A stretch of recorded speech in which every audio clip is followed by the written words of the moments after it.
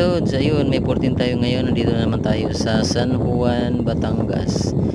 Piyesta nila dito mga Lods ay May 16. Ay, malapit-lapit na mga Lods. Kaya ang ganda-ganda ng kalsada nila. Puro banderitas, iba-iba kulay. Ibig sabihin, pag iba-iba kulay, walang kinakampihan. Walang kulay-kulay.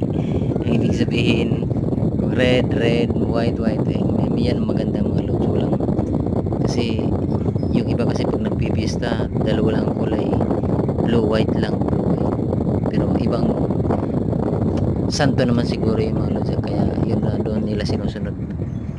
Katulad ng Mary Immaculate Conception siguro, yun, blue lang, white ang ano nila.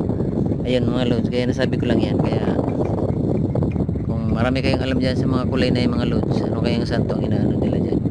Pero malamang San Juan mga Lods, kasi San Juan, bayan ng San Juan to eh. San Juan, Senior San Juan mga Lodi. Dito tayo sa San Juan, Batangas. Mamista na kayo mga Lods, imbitado ko kayo.